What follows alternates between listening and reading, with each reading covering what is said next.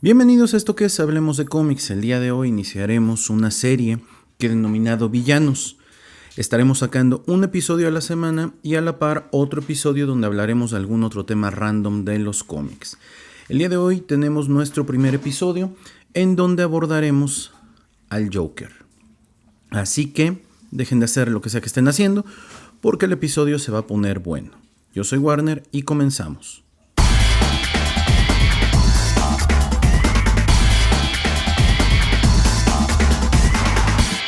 ¿Qué sería de un superhéroe sin una galería de villanos al nivel de este? Revisen, y es tan sencillo como que la galería de villanos de Batman es de las más importantes de todas. Tiene una serie de villanos para diferentes ocasiones, ¿no? Casi es un traje a la medida. Lo mismo que pasa con Spider-Man. Creo que son los dos superhéroes con los villanos más polifacéticos que pueda haber en el universo de los cómics. No así con otros superhéroes. Y bueno, el día de hoy estamos aquí para hablar de el Joker. Vamos a tratar de hablar de él y tratar de abarcar los ya casi 80 y tantos años que tiene el personaje, que apareció por primera vez en la década de los 40. O sea, básicamente en este episodio trataremos de resumir lo más posible las historias más importantes y demás elementos que realmente aproximen a la gente que no sabe mucho sobre este villano a entender por qué es tan importante. Voy a hacer una pequeña aclaración. Independientemente de que el Joker sea el favorito de todos, para mí no es el mejor villano de Batman. El hecho de que aparezca en la mayor cantidad de historias de Batman, en la mayor cantidad de medios donde Batman ha sido llevado, para mí no lo convierte en el mejor villano de Batman. Solo quiere decir que hay un mayor número de historias sobre él, lo cual hace que este personaje sea tan popular como lo es el día de hoy. Creo yo que la galería de villanos de Batman tiene muchos otros villanos bastante buenos, pero que no han sabido los diferentes escritores e inclusive los dibujantes explotar al máximo. Creo que el Joker es como el lugar común y todos los escritores quieren tener una historia con él, al grado de que en este momento, del 2011 al 2022, la mayoría de las historias de Batman han tenido como centro al Joker en el mundo de los cómics, en el cine, en la televisión, series, caricaturas, etc. Pero bueno, vamos a comenzar por el comienzo, ¿no? El origen del Joker. Para muchas personas, el origen del Joker en realidad es la primera historia que tú conociste de este villano, ¿sí? Porque tú no leíste el cómic de Batman número 1 publicado en la década de los 40. Entonces, pero ese no es el origen del villano. El origen del villano como tal es en el primer cómic de Batman, ¿ok? ¿Esto qué quiere decir? Que antes de eso existían los cómics de Detective Comics, pero ahí no había tenido una sola aparición, hasta que le dieron a Batman y a Robin su primer cómic en solitario. Este es creado por Bob Kane, Bill Finger y Jerry Robinson. Cabe mencionar acá, ¿no?, este famoso dilema, esta famosa duda, ¿no?, si realmente Bob Kane tenía los adeptos para crear personajes y dibujarlos, ¿no? Creo que este tema lo abordaré en algún otro momento, la historia de Bob Kane y sus polémicas en cuanto al dibujo, creación y todo lo demás, pero creo que en sí tuvo una idea que Bill Finger y Jerry Robinson desarrollaron en algún momento. El personaje está inspirado en la interpretación del actor Conrad Veidt, que apareció en el filme The Man Who Laughs de 1928, un filme que, si mal no recuerdo, en algunas regiones puedes encontrarlo en YouTube completo. Es una película muda que es a la vez una adaptación de la novela de Víctor Hugo que se llama así, El hombre que ríe, The Man Who Laughs. Y básicamente la película, la resumimos, es la historia de un payaso, no recuerdo si es el siglo XVII, siglo XVIII, que es desfigurado por un rey y que se convierte en peón de los nobles de la época. Esa es la historia. Sin embargo, la personificación que le dieron a Conrad Veidt en realidad hace que sea muy llamativa. De hecho, si ustedes lo ven, buscan una imagen de él a través de internet, encontrarán que es una clara alusión a lo que todas las versiones dibujadas de Joker han sido. Ahora, también por ahí hay una historia en donde dice que se inspiraron mucho en las tarjetas de Joker, ¿no?, que vienen en la baraja para jugar cartas. Entonces, bueno, ese es como los dos orígenes que se tienen. Además, este personaje es creado en un contexto donde para la década de los 40, Estados Unidos venía apenas saliendo de lo que fue la Gran Depresión de los años 20 y venía también saliendo de este tema de la famosa Gran Prohibición que nos dio a los grandes villanos de la vida real, como fueron las mafias que hubo a lo largo y ancho del país de Estados Unidos, en donde estas personas lo que hacían era traficar con drogas, juego, apuestas, alcohol, ¿no?, cuando la Gran Prohibición. Y la idea era crear un personaje que fuera el líder arquetípico de la mafia, pero de cierta manera, o sea, entendiendo un poquito el cómo lo crearon, era no tomarlo tan en serio. Y por eso la idea de convertirlo en un payaso, en un bufón, en un jester, ¿no?, como le dicen en Estados Unidos, en un Joker, ¿no?, en un funny, que tiene muchas connotaciones. Entonces entiendo yo que iba mucho por ahí.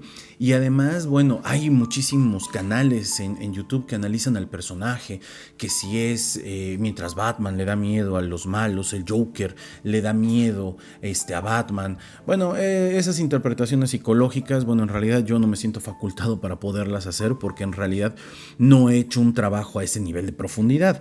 Más bien yo trato de dar una descripción general del personaje. Considero que el Joker es el enemigo natural de Batman por una sencilla razón.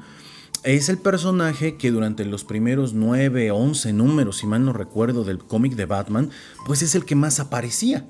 En el número 2, el Joker muere, si mal no recuerdo, pero cuando vieron el éxito que estaba teniendo la serie y el personaje, decidieron que no moría. De hecho, en el panel final, después de que Batman y Robin abandonan la escena, un paramédico dice: no está muerto, está vivo, es un milagro. Y bueno, de ahí en adelante pues se convirtió en un personaje recurrente, ¿no? Yo creo que mientras iban desarrollando algunas otras historias para otros personajes. Cabe mencionar también que en la historia del cómic es considerado el primer supervillano, ¿ok? No de Batman, sino el primer supervillano en el mundo de los cómics. Entonces, bueno, vamos a contextualizar un poquito, porque es un personaje que ha tenido una evolución a lo largo de las décadas. Y ahora, aquí voy a hacer una aclaración. Si bien siempre he tratado de ser enfático que aquí en Hablemos de Cómics no me gusta entremezclar otros medios y solamente hablar puramente de los personajes y superhéroes en el mundo del cómic, este es un personaje que tiene esa particularidad. Ha ido creciendo muy similar a Superman y a Batman. Ha ido creciendo y enriqueciendo su mitología, vamos a llamarle así, de personaje a través de las diferentes décadas y los diferentes medios que lo han adaptado. Por ello creo que es importante mencionarlo, ¿sí?, antes de empezar con este rollo de una como línea del tiempo. La década de los 40 a los 50, del 40 al 49 básicamente, al Joker se le presenta como un asesino despiadado.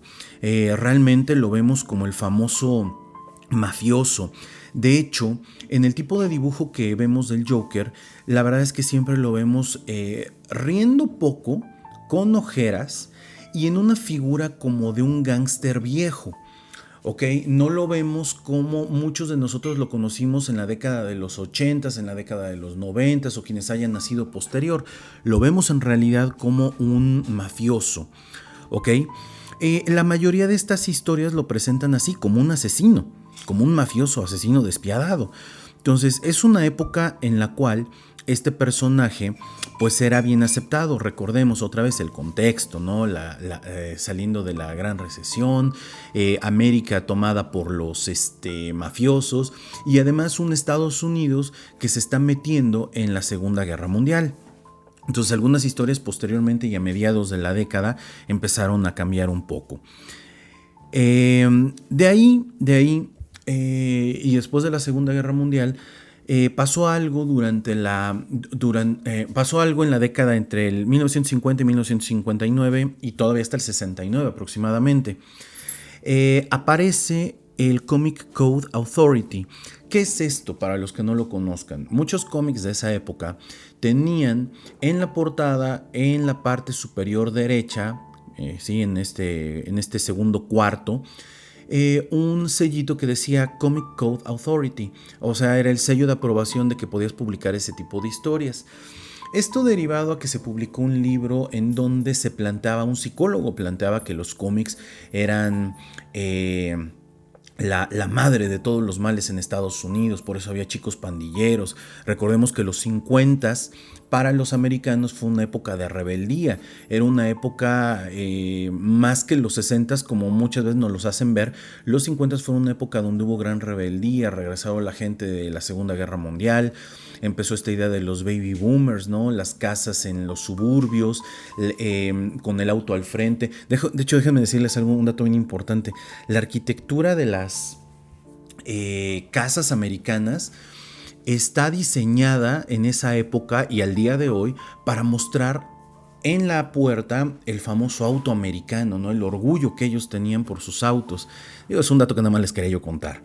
Entonces, al haber una Comic Code Authority, lo que hacía es que no les permitía publicar historias tan violentas. Y esto hace que entre la década de los 50 y el 69, más o menos, 2 décadas completas, el Joker fuera pintado ahora como un payaso, aprovechando pues que ya tenía, ¿no?, estos rasgos. Entonces hay un cambio muy drástico en el personaje. Es más, vamos a ponerlo así, como si fuera otro.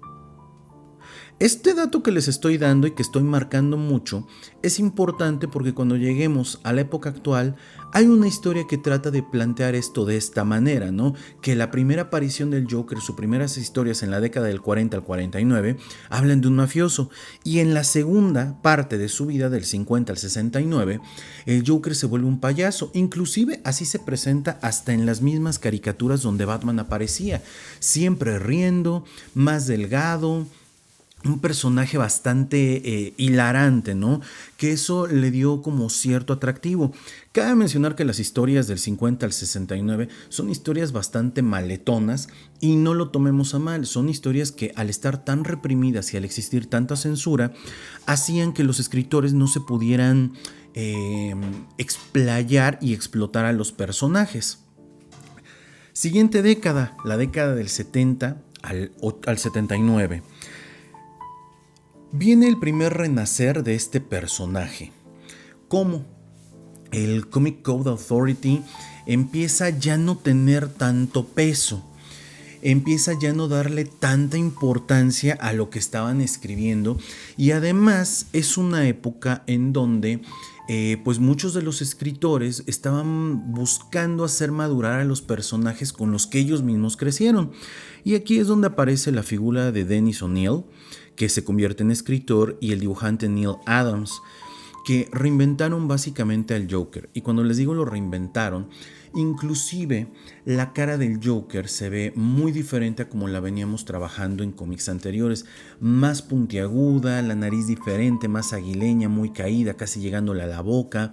Es un personaje más maquiavélico, y lo vemos por primera vez, esta reinterpretación en la historia. Las 5, ¿cómo se llama? Ay, espérenme. Joker's Five Wave Revenge, así se llama. Esta primera historia es publicada en 1973 en el cómic Batman 251. ¿Ok? En esta tiene una personalidad más oscura, más loca de lo que lo veníamos viendo, y nos lleva a un prácticamente reinicio, ¿no?, de las historias.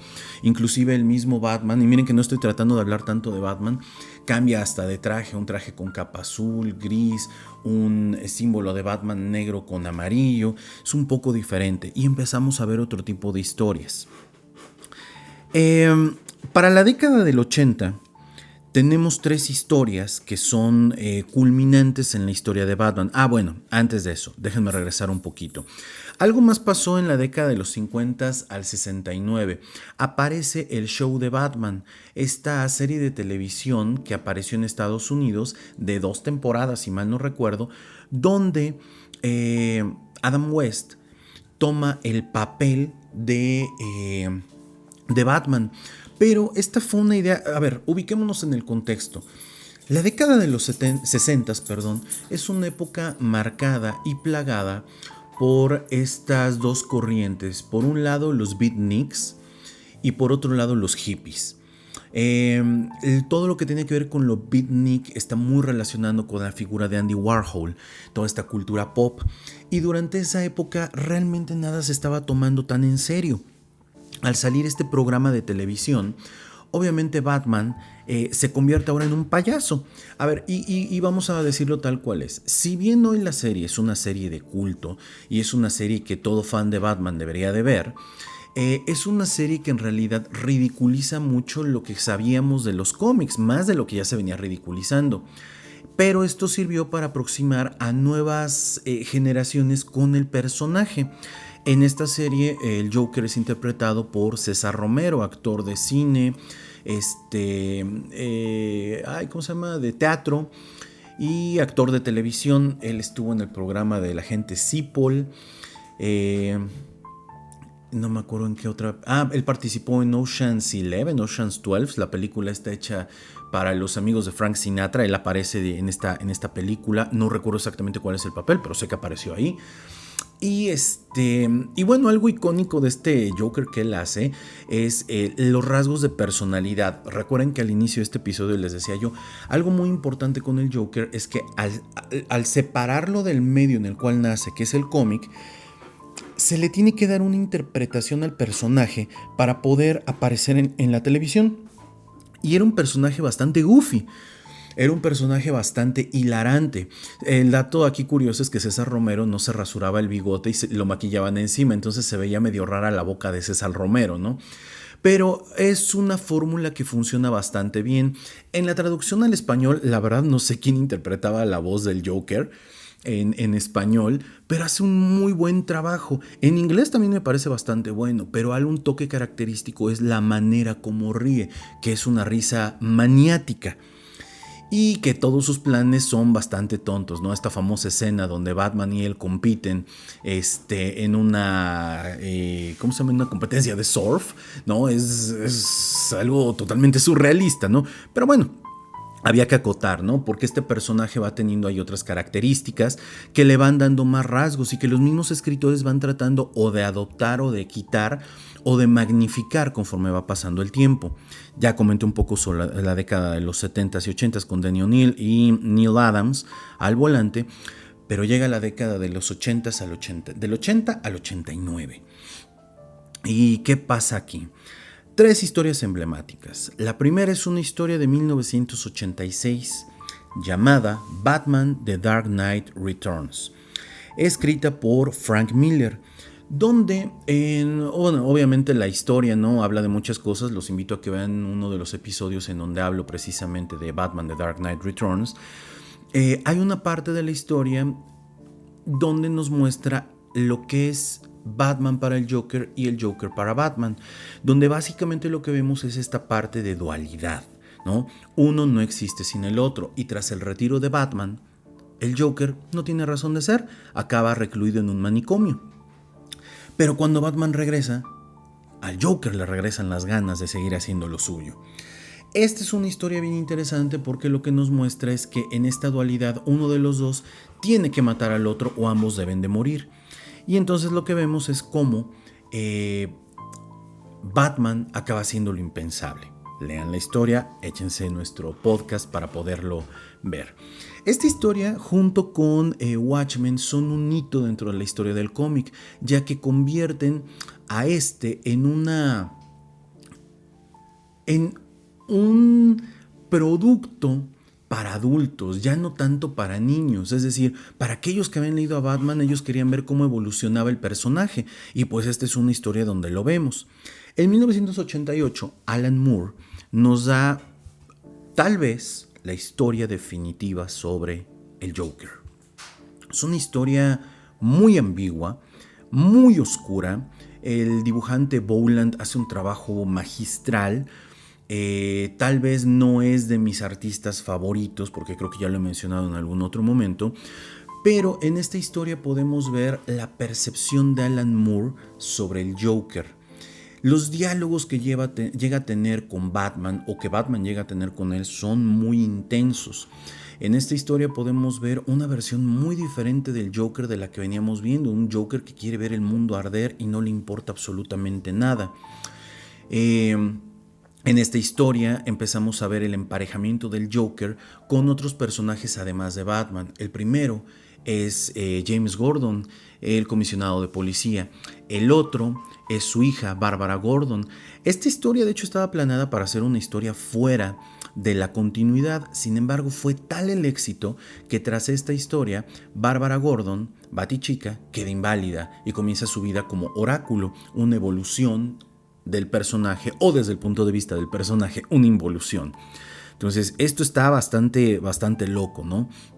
Acá se retoma la idea de el origen del Joker. Perdón si de repente como que me voy tardando un poquito, pero hice mis notas para poder llevar un poquito de más orden. Alan Moore retoma una historia que apareció por primera vez en Detective Comics 168, donde nos cuenta que el origen de el Joker era el de un laboratorista, un químico que se disfrazó de Red Hood y cayó en un tanque de químicos. Entonces retoman un poco este punto de vista, esta historia, para contarnos un origen. Cabe mencionar que vean, de la década del 40 a 1988 que aparece esta historia de Killing Joke, no hay como tal un origen de este personaje, no sabemos quién es. Hay muchos documentales sobre los villanos de DC, superhéroes de DC, que te dicen que parte del encanto en todo este tiempo del Joker es que a nadie le importa saber quién es. Lo único que importa saber es que está loco. Bueno, no lo sé, no creo que en gusto se rompen géneros. Esta idea se trató de llevar a cabo también, por ejemplo, con Spider-Man, con el Hobgoblin, que duró por lo menos unos 20, 30 números, si mal no recuerdo, donde Spider-Man siempre atrapaba al Hobgoblin y pues era un decoy, ¿no? Era alguien que se hacía pasar por él porque alguien le había dado el traje, pero al final acabamos sabiendo quién era Hobgoblin. O bueno, creemos que sabemos quién es Hobgoblin, a menos que en algún momento nos digan que no era. Pero bueno, esto hace que el Joker sea tan misterioso y tan interesante. Pero van a ver por qué esto que menciono, al final casi de este episodio, cobra tanta relevancia. Entonces, tenemos esta historia de Alan Moore. Y por si fuera poco, 1 o 2 años después, ese dato no lo anoté, aparece una historia escrita por Starling, Aparo y De Carlo. Una historia que se llama Batman Death in the Family. En esta historia, centrada principalmente en Jason Todd, el segundo Robin, el Robin más odiado de todos los tiempos, no entiendo por qué, pero en Estados Unidos era un personaje poco querido, se relaciona la historia del Joker con la búsqueda de la madre de Jason Todd. Una mala madre, por cierto, ¿no? Que cuando descubre que Jason es Robin, le vende prácticamente esta información al Joker y el Joker hace de las suyas. ¿Qué es lo que hace el Joker? Traiciona a la mamá de Jason Todd y por otro lado, tortura como nunca antes había torturado a alguien, a un héroe, a un superhéroe del mundo de los cómics. Y bueno, la historia en algún momento también la contaré, la narraré o la comentaré en un episodio de estos. Nos lleva a una decisión del público, que eso también está muy interesante, ¿no? Cuando la gente odia y le tira hate a un personaje ficticio o una persona en la vida real, es capaz de desaparecerla. Entonces ahí vemos otra historia de Batman, otra historia del Joker, en donde podemos ver otra faceta diferente, un Joker muy parecido al de Alan Moore. Al pasar estas historias de Dark Knight Returns, la historia de Alan Moore, esta historia de Batman Death in the Family, el mundo ya estaba listo para ver una película de Batman. Ya había habido una película de Batman basada en la serie de televisión bastante mala, pero De repente Warner Brothers, dueña de los derechos de muchos de los personajes de DC y prácticamente dueña de DC, decide que es buen momento de sacar una película. Y entonces invitan al director más exitoso y de moda de ese momento, un hombre que, para quienes me conozcan y quienes no, los invito a que se den una vuelta por mi canal de Hablemos de Cine. Lo pueden encontrar en Apple, lo pueden encontrar en Spotify, así, Hablemos de Cine. Yo ya le dediqué 2 episodios, siendo que es un director que a mí no me gusta, Tim Burton. Y le dicen, Manu, tienes que hacer una película de Batman. Y hace una buena película de Batman, ¿sale? A mi juicio es buena. Cuando era chiquito esa película me mamaba en toda la extensión de la palabra, pero obviamente vas creciendo y lo vas encontrando los detalles. Cada vez que el actor que interpreta a Bruce Wayne, se me fue el nombre ahorita del actor, él mueve los brazos, él ve en sus bracitos chiquitos, delgaditos. Pero bueno, en esta película aparece un actor llamado Jack Nicholson. Hoy ya no hace películas, pero es un actor de culto, ¿no? Es uno de estos actores que hacía trabajos magistrales, ¿no? Yo les recomiendo que vean esta película de Another Cuckoo in the Nest. Es una muy buena película donde prácticamente Jack Nicholson nos daba pintas de lo que podría hacer con el personaje del Joker. En entrevistas que he visto que le han hecho a Jack Nicholson, él dice, yo la verdad es que eso de actor de método, nada. Yo empezaba la filmación, yo grababa, le traté de dar esta connotación de un hombre loco, un hombre tratando de encontrar su modalidad en esta nueva forma que le tocó. Es una interpretación bastante buena para un hombre de esa edad, porque ya no era un actor muy joven. Entonces, esas características que le dan al actor, ese cinismo, pues es prácticamente producto de lo que son las 3 versiones del cómic de esta década. Seguimos avanzando en el tiempo y llegamos a la década de los 90. Y en la década de los 90 creo yo lo más relevante de todo esto, más allá de si en los cómics estuvo la caída del murciélago, la aparición de Bane, que de hecho en la caída del murciélago hay una parte de la historia donde Batman se enfrenta al Joker alucinando por la toxina del espantapájaros. Y se enfrenta a él en el subterráneo de Gótica o en las alcantarillas de Gótica. Y mientras está alucinando se acuerda de lo que Joker le hizo a Jason Todd. Y le mete una madrina marca Diablo. Y después, en esta misma época, que es cuando viene un crack, ¿no? en la escritura y dibujo de los cómics, Jean Paul Valley, Jean Paul Valley, quien toma el manto del murciélago tras la ruptura de la columna de Batman a manos de Bane, se enfrenta a este Joker y el mismo Joker le dice, oye, tú no eres Batman, ¿no? El juego ya se acabó, el juego es yo hago una travesura, tú me atrapas y voy a dar al bote. Pero Jean Paul le da también una tranquiza marca Diablo. Pero más allá de eso está la serie de 1992 de Batman, The Animated Series, que miren, voy a contarles un poquito más. Esta serie es muy buena, muy buena. En algún momento platicaré de ella, o no recuerdo si ya platiqué de ella en mi otro canal, el Hablemos de Series. También lo pueden buscar en Apple Podcast o lo pueden buscar en Spotify. Ya no subimos nada ahí porque pues es muy difícil estar viendo series. Igual en algún momento por ahí llego a subir algo. La verdad no recuerdo, pero bueno. Fíjense que en la década de los 90 hubo una serie de televisión de The Flash, live action. En esa serie, al inicio, los productores no querían que Flash enfrentara supervillanos, entonces Flash enfrentaba a puro jefe de la mafia. Creo que es una temporada o 2 temporadas. En el episodio que grabé para Hablemos de Cine sobre la película de Flash, que les recomiendo que lo vayan a ver, platicaba yo un poquito de esto, nada más que me he tenido que salir de mi nota para ir a checarlo. Resulta que, como vieron que el programa tenía éxito, decidieron sacar a uno de los villanos de Flash, el famoso Trickster, interpretado por Mark Hamill. Bueno, si no sabes quién es Mark Hamill, yo creo que has vivido debajo de una piedra, ¿no? Mark Hamill es el Jedi supremo en la Guerra de las Galaxias. Entonces, Mark Hamill es un actor de doblaje, perdón, un actor de voz, además de un actor. Le ha ido mucho mejor como actor de voz, cabe mencionar, que como actor. Y hace una interpretación de Trickster increíble, que va más allá de la actuación. Es la manera como trabaja la voz. Y se les ocurre que para esta serie de Batman The Animated Series, Mark Hamill podría hacer este papel.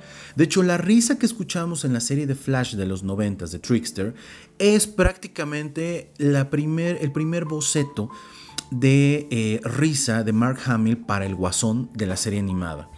Quienes la han visto en idioma inglés sabrán que es la voz del Guasón, o sea, prácticamente está ligada a Mark Hamill. Quienes la hayan visto en español sabrán que el trabajo que se hizo en el doblaje también fue muy muy bueno. No recuerdo en este momento quién es el actor de doblaje, tristemente, pero bueno, hace un muy buen trabajo. Y entonces empezamos a ver otra idea de este personaje, ¿no? Otra vez la risa. De hecho, si nosotros pudiéramos grabar las risas tanto de César Romero como la risa, César Romero en la serie, la risa de Jack Nicholson, la risa de Mark Hamill, la risa de Heath Ledger en Batman The Dark Knight Returns, la risa de Jared Leto, y las risas de los diferentes actores que han interpretado al Joker en las películas de los 2000 del universo animado de DC, nos vamos de espaldas, ¿eh? O sea, es tenebrosísimo esa risa, ¿no? De cualquiera de estos actores. Ahora, es lo más relevante de este personaje en la década del 90. Por ahí si saben que hubo algo más, me lo pueden ir comentando, ¿no? Llega la década del 2000 y entonces aparece una figura. Aparece el director de cine, Christopher Nolan. Insisto, y perdón que haga yo mis comerciales de mis otros canales, pero vayan, hablemos de cine. En los primeros episodios tengo uno donde hablo sobre la filmografía de Christopher Nolan y otro donde hablo sobre la trilogía del Caballero de la Noche con mi amiga Dani. Les invito a que vayan a escucharlo o a verlo si lo encuentran en YouTube, porque está muy bueno. Hablamos de las 3 películas y de la filmografía de Christopher Nolan.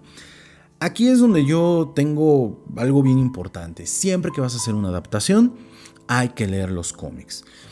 Mucha gente te dice que la historia o esta idea que tuvo Christopher Nolan de adaptar al Joker se basó en el cómic de The Long Halloween, escrito por Jeff Loeb y dibujado por Tim Sale, que murió hace un año, si mal no recuerdo. Estoy grabando en el 2023 y él murió en el 2022 o 2021, no recuerdo. Gran dibujante y obviamente Jeff Loeb, gran escritor.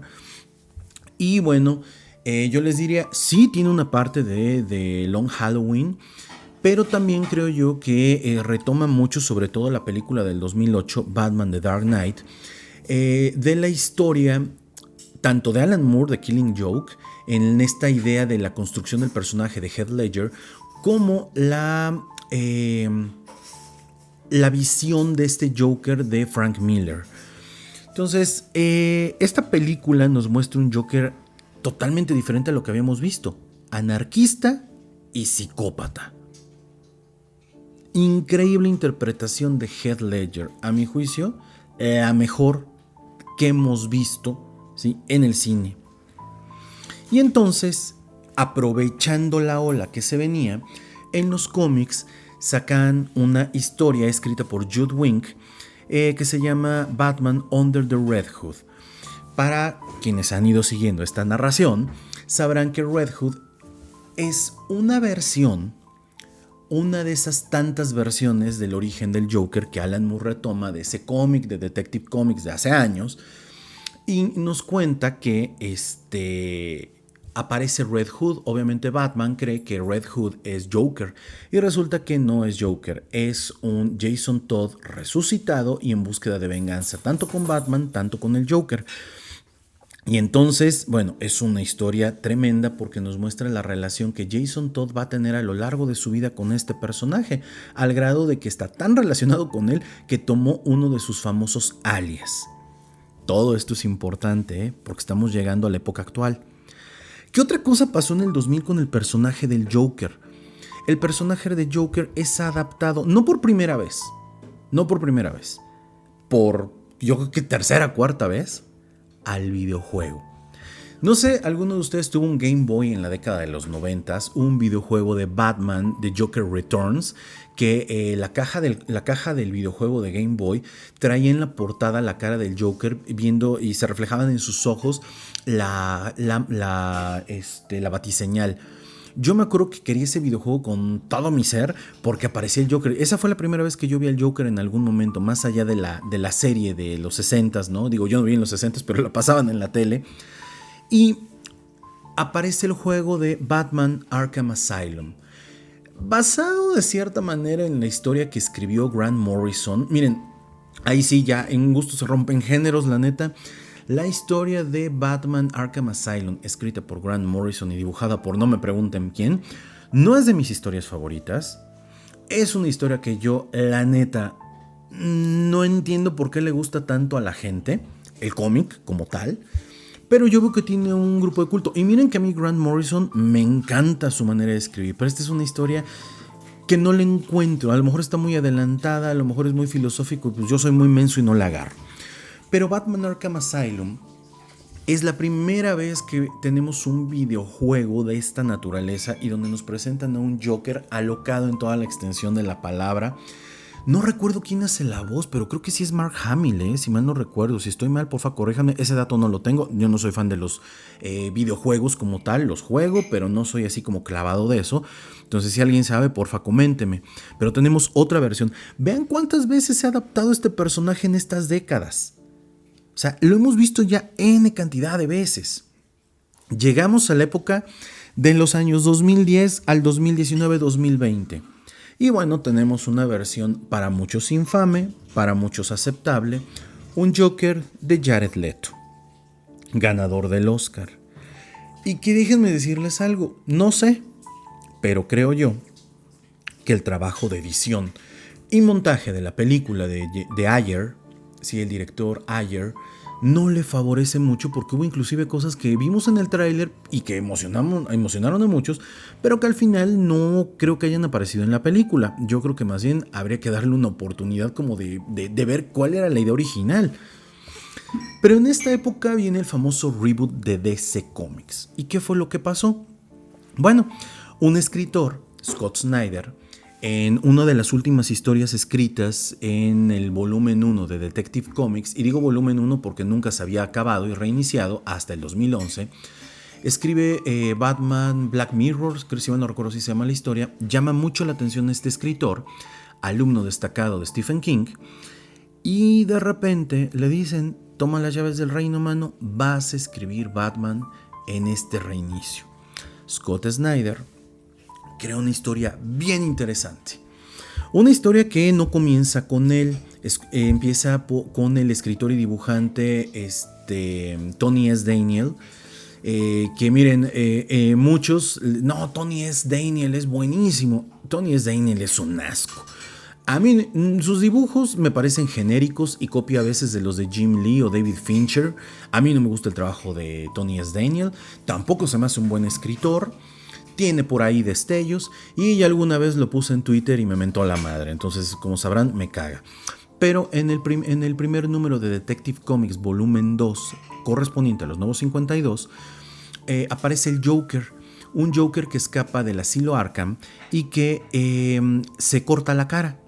Se corta la cara dando una pequeña declaración hacia Batman, como diciéndole, espérate porque lo que viene es bueno. Entonces es lo único que sabemos del Joker, y tras un año de que escapó de Arkham Asylum, un año de publicaciones de cómics, en ese momento se estaba publicando Detective Comics, se estaba publicando Batman escrito por Scott Snyder, se estaba publicando Batman y Robin escrito por Peter J. Tomasi, y se estaba escribiendo Batman Incorporated con Grant Morrison a los controles. 4 historias de Batman, y aparte aparecía todavía en Justice League. Y también apareció en Justice League International, que duró muy poco. Pero durante ese año nadie supo nada del Joker, hasta que Scott Snyder, tras acabar su run con La Corte de los Búhos, La Noche de los Búhos, escribe una historia que se llama Muerte de la Familia, y nos presenta a un Joker en una comedia. El mismo Joker lo determina así. Esta primera historia nos muestra cómo el Joker trata de quitarle de encima a Batman, a la familia que tanto le ha pesado en estos años y ha hecho que la relación de ellos no evolucione. Posteriormente y tras esta historia, Scott Snyder nos va a enseñar Endgame. Endgame es una historia donde el Joker nos muestra un drama, ¿sí? Pasamos de la comedia al drama. Y en esta historia, Joker lo que nos cuenta es cómo va a acabar la relación tóxica que tienen él y Batman. Intermedio entre estas dos historias, Scott Snyder escribió Zero Year, que es una historia dándole una resignificación al origen de Batman, más allá de las historias, ¿no?, de Frank Miller con Año 1.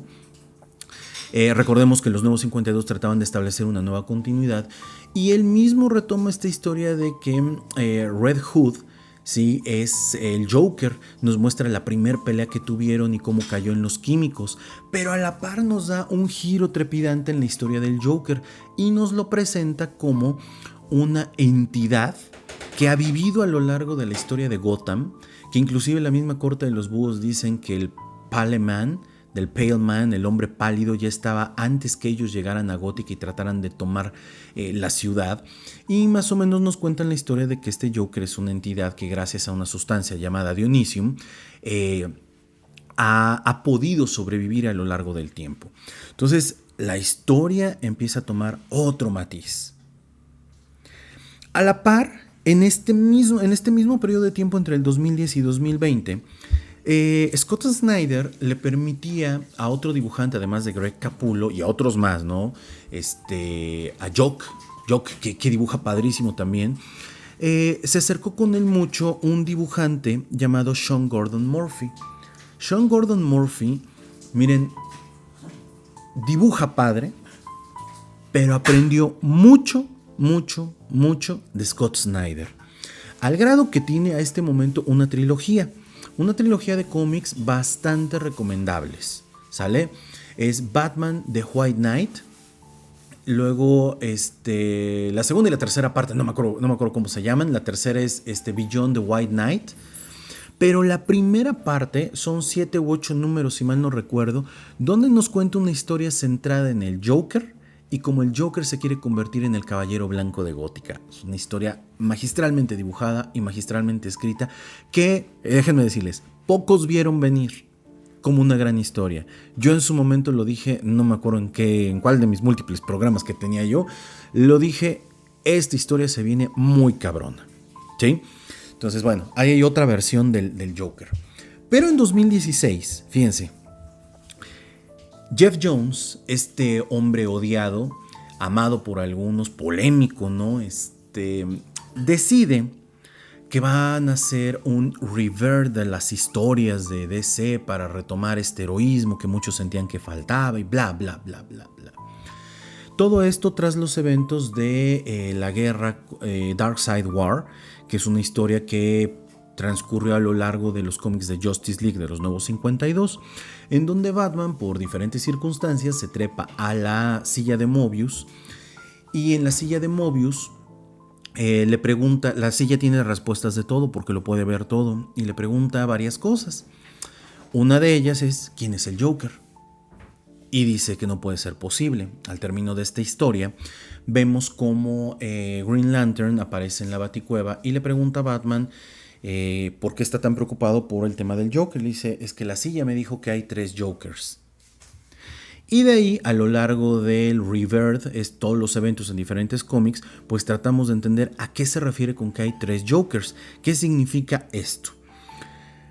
En este mismo lapso de tiempo, DC saca el videojuego de Injustice y a la par Tom Taylor empieza a escribir la precuela para el juego de Injustice para poder entender, generar ventas, etc.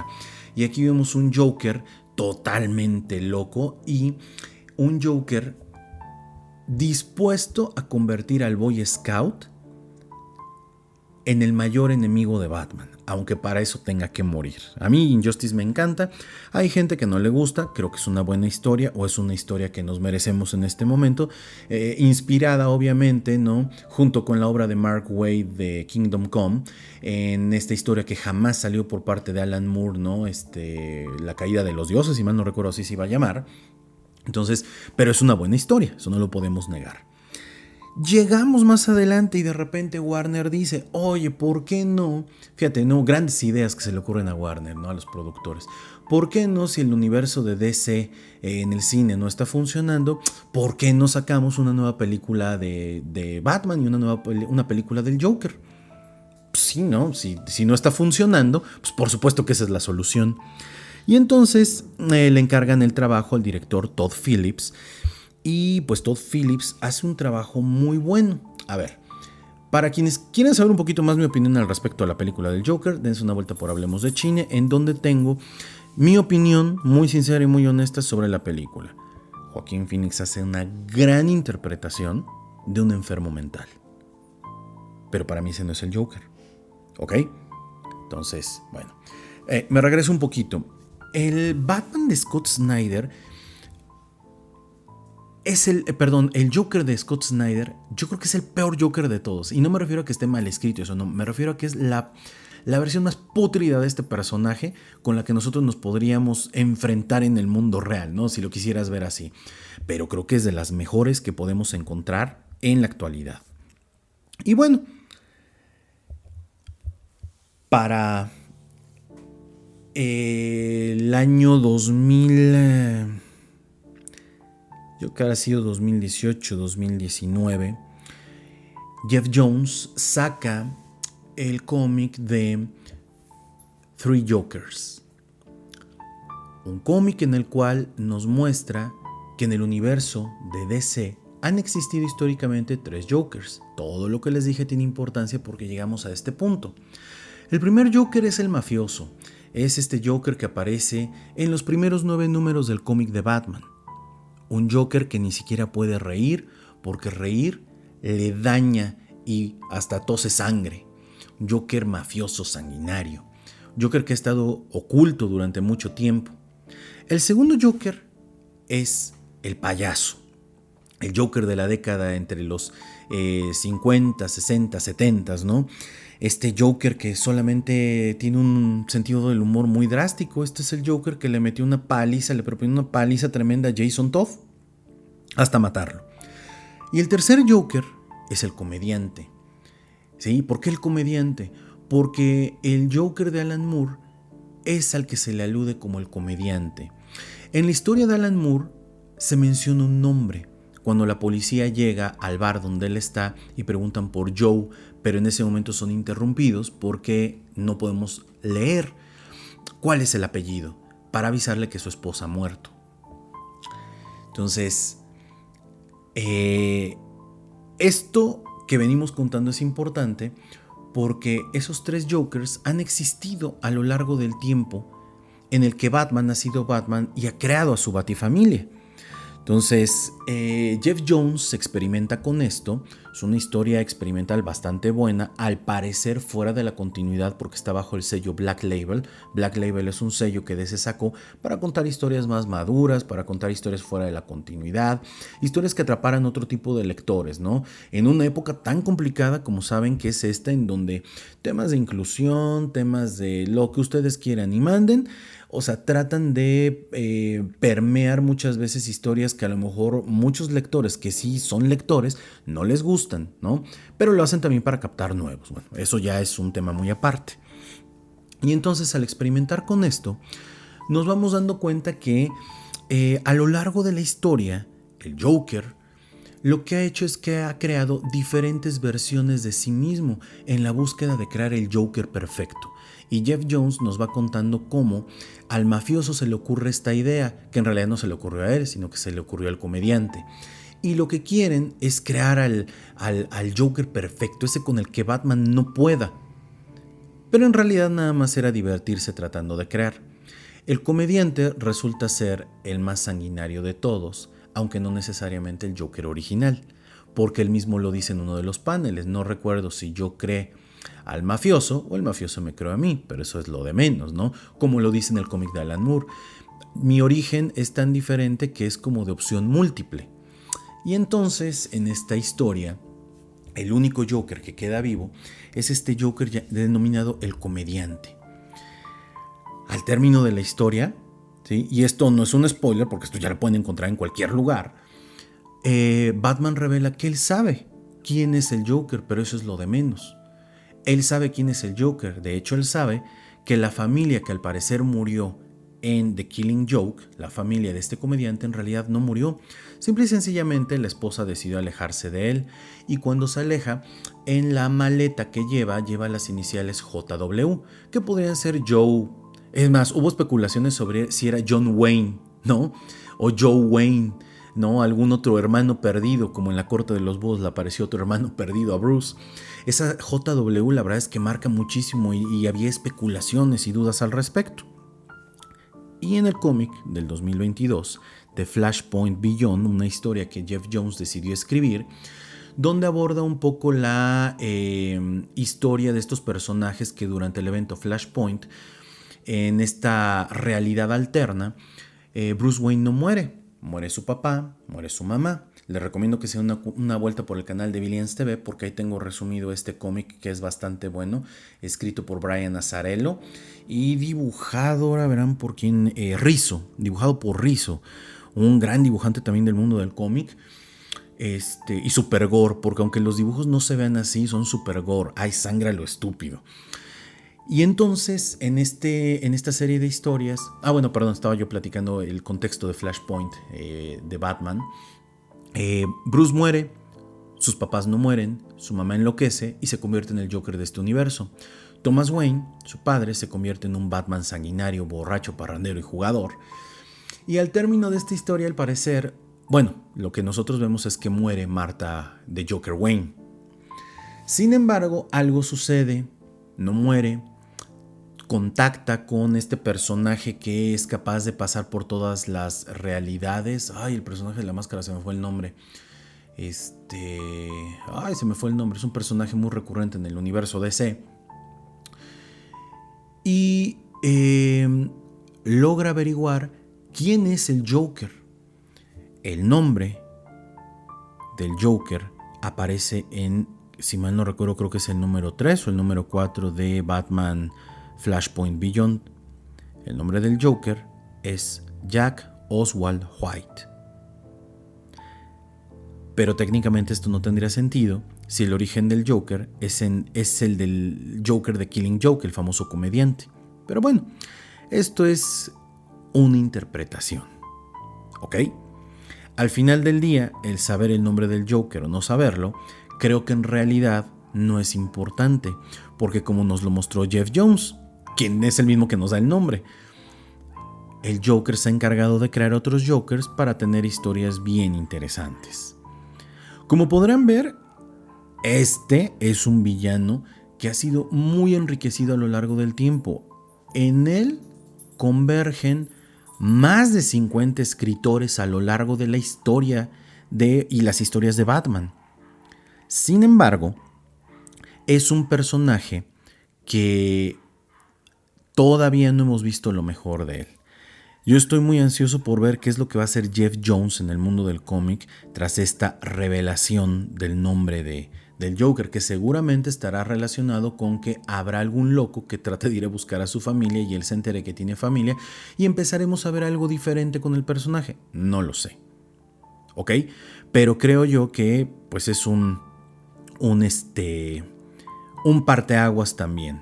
Algunos otros datos importantes del personaje los denominé como las peores cosas que ha hecho. Una es dejar lisiada a Bárbara Gordon en el cómic de Killing Joke. Otra es cuando le sacó los dientes a la mamá del mafioso Falcone en esta historia de Tom Taylor que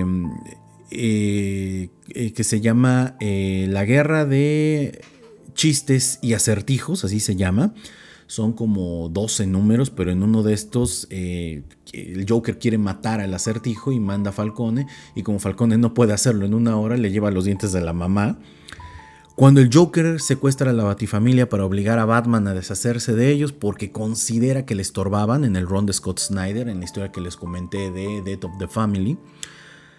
Cuando mata a la segunda esposa de Gordon, de esa no me acordaba hasta que me puse a hacer mi investigación para el tema, en el arco de No Man's Land de la década del 2000, finales de los 90, principios del 2000, si mal no recuerdo, cuando mató a Lois Lane en Injustice.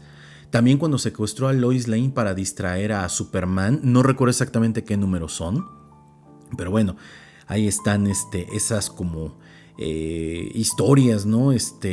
Más macabras que tiene este hombre como si existiera en la vida real. Y hay una que me gustaría comentar que es como un punto y aparte. Ha habido algunas versiones, ¿no?, del Joker que también son importantes mencionar. Yo me acuerdo que una vez navegando por internet me encontré con un panel que yo la verdad nunca había visto, donde veo que el Joker es Alfred Pennyworth. Me puse a investigar un poco. Y bueno, esto pasa en el cómic de Batman 686, El funeral de Batman, escrito por Neil Gaiman e ilustrado por Andy Kubert. Para los que les guste este rollo de el dibujo de los cómics y tengan el talento, les recomiendo que chequen la escuela esta de arte de la familia Kubert, de Kubert Art School, algo así, porque abren su convocatoria de ingreso cada año. Chequenla en internet, se ve que está súper divertido eso. Digo, yo no tengo el talento, así que pues nunca hubiera podido aplicar, ¿verdad? Pero en esta historia que él dibuja y Neil Gaiman escribe, Batman está en su féretro y te cuentan cómo es que los hechos pasaron tal y como los conocemos. Muere la familia, él se entrena, regresa, se vuelve Batman. Pero en esta historia alterna, Batman se empieza a deprimir y entonces Alfred decide ayudar. Y hay una escena donde te muestran cómo se acerca un amigo y le dice que por favor lo ayude con algo de acertijos, y entonces Alfred sin querer crea el acertijo. Y así va creando diferentes villanos de la galería de Batman, hasta que de repente pues esto se va agravando y Bruce pues se sigue perdiendo. Entonces decide tomar cartas en el asunto y él se convierte en el Joker, en su némesis, en su Doctor Moriarty, ¿no? En el Joker. Hasta que un día Bruce se da cuenta y pues eso no acaba bien. Pero pues en este funeral, Batman, que está en su féretro, se da cuenta que Alfred no podría ser, porque técnicamente en ese funeral están el Joker y Alfred al mismo tiempo. Entonces pues es una historia, ¿no? Que sonaba muy padre, pero pues en realidad no, nunca pasó. Hay otra versión muy divertida de el Joker, que es en el primer número de Batman, en el run de Scott Snyder, donde Batman está dentro del asilo Arkham y lo ayuda el Joker. Entonces cuando vas leyendo dices, ¿cómo que lo está ayudando el Joker? Una versión bastante goofy de él. Y cuando están en la Baticueva aparece nuevamente el Joker y resulta que es una máscara creada por computadora, donde es Dick Grayson. Y le reclama a Bruce que lo dejó más de una semana en el asilo Arkham interpretando al Joker, y dijo, no, pues es que yo vi que te habías encariñado con el personaje. Otra versión es la de Martha Wayne en el universo de Flashpoint, creada por Brian Azzarello. Aunque solo son 3 números originalmente donde conocemos a Martha Joker Wayne, o sea, es muy interesante ver cómo este personaje pudo haber sido. ¿Qué otra les podría yo comentar? Pues creo que son las únicas que ahorita me vienen aquí a la mente. Las otras ya las fui comentando a lo largo del episodio. Como habrán visto, pues es un personaje que se enriqueció a lo largo del tiempo. Es un personaje que ni el mismo Bob Kane, ni Billy Finger, ni Jerry Robinson hubieran pensado que iba a tener tanto punch. Insisto, si bien no es mi villano favorito, creo que es el villano que tiene más interpretaciones. Cantidad no necesariamente refleja calidad. Hay versiones muy cutres de este Joker. Creo que de las últimas es no me acuerdo quién escribió a Batman en los últimos años, pero hay una versión donde el Joker se hace hasta un traje de Batman. Creo que Scott Snyder iba muy bien también, hasta que empezó a escribir al Batman que ríe, que la verdad en este rollo de death metal o metal, ¿no? Depende qué historia hayas leído. Creo que es muy confuso el asunto esto del multiverso oscuro. no está tan fácil de seguir estas historias del Joker, o que este Joker que él nos presenta, el Joker que ríe, es una versión de Bruce Wayne jokerizada. Creo que a mi juicio falla un poco. Es una historia entretenida, pero no es algo que por lo menos a mí me encante tanto. Entonces, ese fue el Joker. A lo mejor hay datos que les van a sorprender, hay datos que ya conocían. Recuerden que mi podcast está hecho para aquellos que se quieren acercar por primera vez al mundo del cómic. Ese fue el Joker. La semana entrante tendremos otro episodio donde hablaremos de otro villano. ¿Será de Marvel? ¿Será de DC? ¿Será de Spawn? ¿Será de The Walking Dead? No lo sabremos. Vamos a sacar inicialmente 4 episodios, este fue el primero. 4 semanas de supervillanos, y recuerden que como ahora estamos sacando 2 episodios a la semana, uno de estos episodios hablará de otra cosa. Esta semana se los dejo de una vez. Vamos a platicar sobre John Romita, que murió hace semana y cachito, y pues vamos a platicar un poco de él como dibujante. Yo fui Warner y espero que esta serie les llame la atención. Ayúdenos a compartir y recompartir. Y nos vemos y nos escuchamos en otro episodio de esto que es Hablemos de Cómics. Nos vemos. Chao.